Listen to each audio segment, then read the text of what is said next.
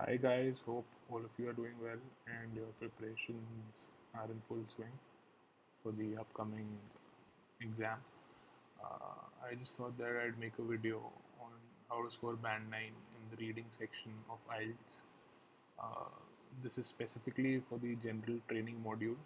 However, some parts may be useful for the academic module as well, but majorly it is concentrated on the general training part. Well, the most basic thing that I want you all to remember is that the answer is right in front of you. Um, it is not like listening wherein the answer comes just once and it goes away. So, whenever you are confused in the reading section, you just need to remember that the answer is there in front of you on the paper itself. Somewhere in the text, you just need to look more carefully. That is one of the basic things that you guys must always remember. And coming to what usually people say, that you get the answer in the first and the last line of the paragraphs. Maybe for some answer, maybe for some question types that is true, but it does not work all the time, and you need to read the passage more carefully at times to get the answer. So I would suggest a strategy to follow, which is basically the sun strategy. That is, first skim and scan. You skim the passage really quickly and you try to look out for majorly the uh, main words, something that is uh, not common in the passage, something that is unique, something that is contradictory, maybe words like however, although, even though, but, except, and other words like this. Uh, Second is that you underline each of these words so that you know what exactly is happening in the passage, and you, while underlining, you try to understand what the text is trying to communicate.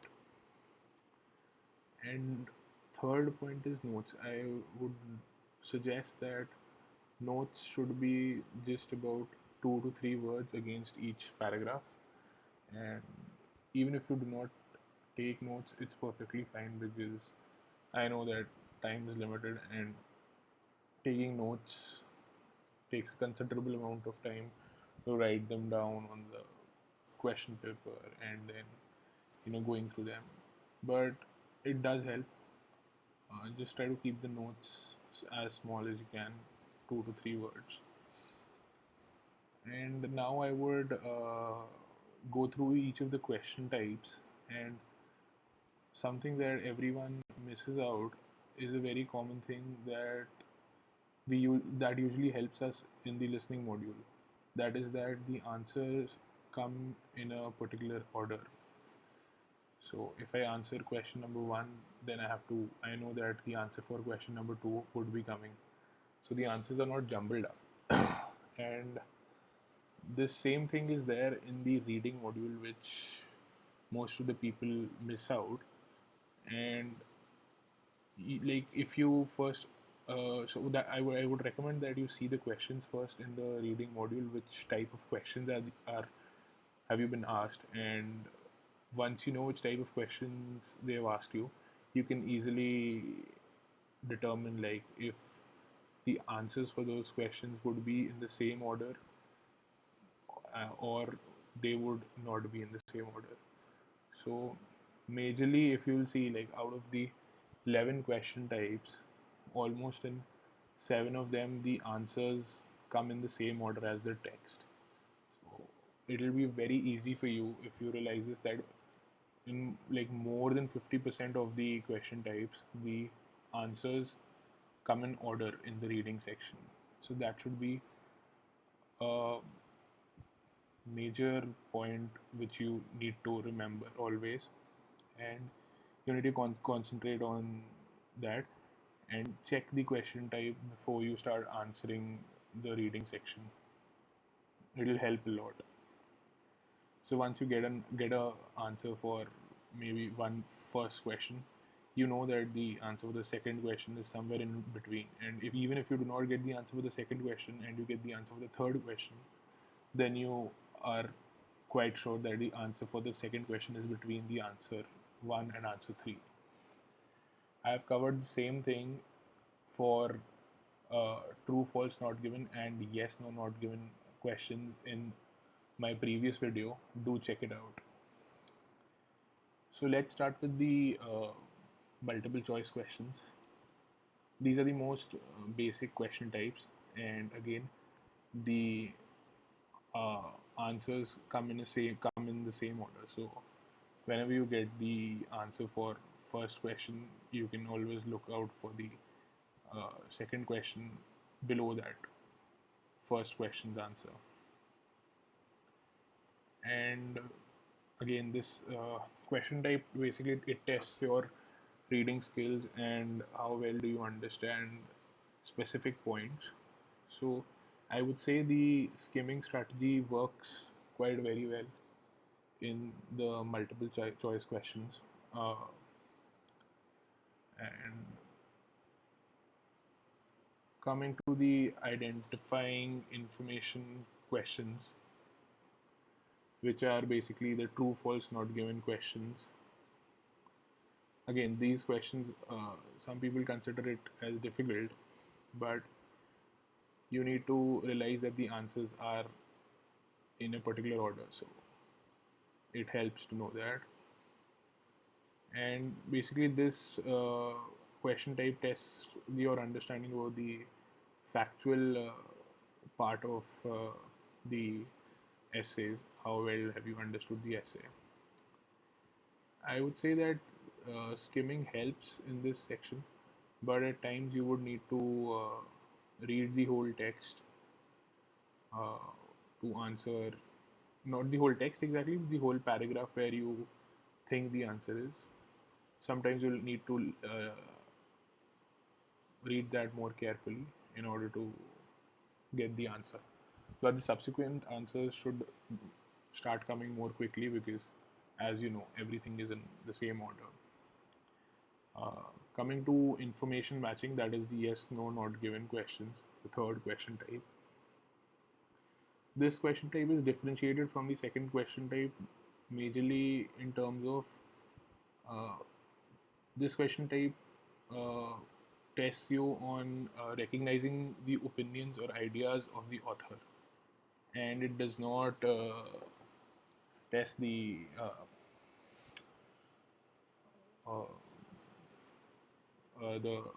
particular points or the factual things. Majorly, what the opinion of the author is, and how or argumentative is the essay, and other things like that. Again, the strategy for this particular type should be same as the information identification questions, and you can see the comparison of these two question types, that is true, false, not given, and yes, no, not given, in the other video which I made. And coming to the fourth one, that is heading matching. Again, the answers in this question type are in the same order, and the main point that the uh, examiner is testing you on is matching, is basically testing you on the main idea and what exactly is the theme of the passage, and obviously of particular paragraphs as well. And another point to remember is that the headings are always more than the number of paragraphs. So that is sometimes a bit confusing, but that is how it is. And it's obviously like it'll be in the same order. But again, the skimming strategy might not work perfectly in this paragraph, because In some points you might get confused, so you would need to read that paragraph more carefully at times. So try to practice that, and you will get a hang of it. And now coming to the fifth question type, that is the sentence completion. So as you all know, the this is the most common question type, and the answers are again in the same order. The question and the answers are in the same order, and you would need to locate specific information from the paragraph in such questions. So usually the skimming strategy works quite well for this question type, and read the question carefully because it might have a word limit, maybe of 3 words or 1 word or 2 words. Now let's come to the matching sentence endings. Okay, this is again a tricky question type, but again it helps us to know that the answers are in the same order, and the first question you will find first, and the answer to the next question you will find in the paragraphs below it. Also, there would be more options to choose from than there are than the number of questions. And another thing that this particular question type tests are the main ideas. So at times you would need to read the paragraphs more carefully, but skimming does help in this strategy, this particular question type as well. Coming to the seventh question type, that is the short answer questions. Again, there's a word limit in these questions, 3 words. Be careful about it and do not exceed the word limit. Obviously, you'll lose the mark for that. The skimming strategy works quite well in this particular question type, as you need to find particular information, and if you have skimmed and underlined the passage correctly and have tried to understand what the passage is trying to say, then obviously you will find the answer for these type of questions. Now coming to the summary completion, and from here on uh, uh, the order of the question, the order of the answers does not remain the same. So basically, you'll find the answer anywhere in the paragraph. Maybe you might find the answer for question 1 in the second para and question 2 in the first para. So it'll be jumbled up. So be careful for these particular question types. And so summary completion is basically uh, when you have, it also includes the flow chart or maybe the notes, note completion. uh, Again, the word limit is there, 3 words, 2 words, or 1 word.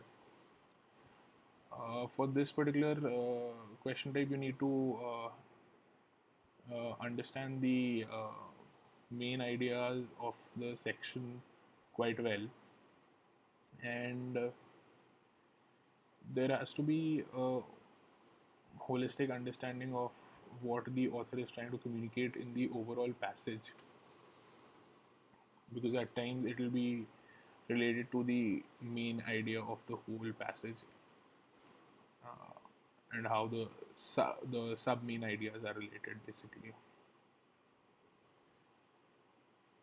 And now let's come to the features matching. Again, this features matching questions do not follow the same order of the answers, so you might find the answer anywhere for question 1, 2, 3. So basically, this particular question type tests your ability to find relations and uh, trying to assess what have you understood the passage correctly. And just for like, I'll give you an example. Like for like different ages of student are there, and you want to categorize them in age groups or maybe some events related to historical period, something like that. And then coming to the matching information, again it does not follow the same order as a text. You would need to scan for specific information in this question type. um, so it is different from the fourth point, that is the heading matching questions. As in this, you would need to scan a particular part of one of the paras or maybe two of the paras.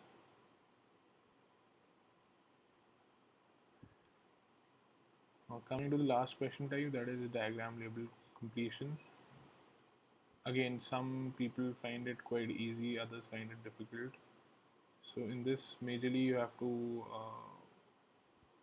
there would be a diagram which is given, and the answers usually come from a particular part, or sometimes they are even spread out, and there is a word limit to it, and it does not follow a particular order. So you have to be careful with this type of questions.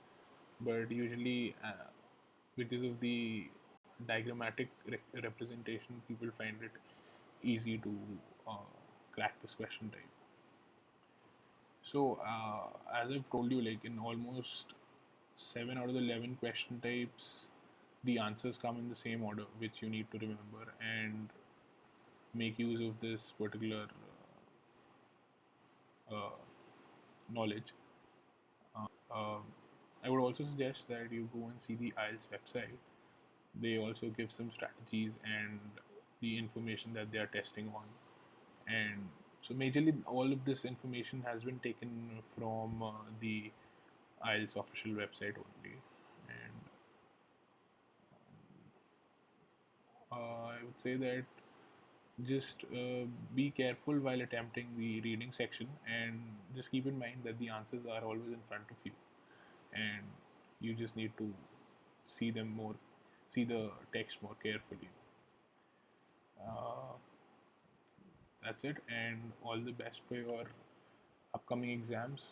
Do not forget to like, share and subscribe down below, and do tell me if you guys want help with any other question types or any other modules. I'll be ready to make another video for you guys. Thanks.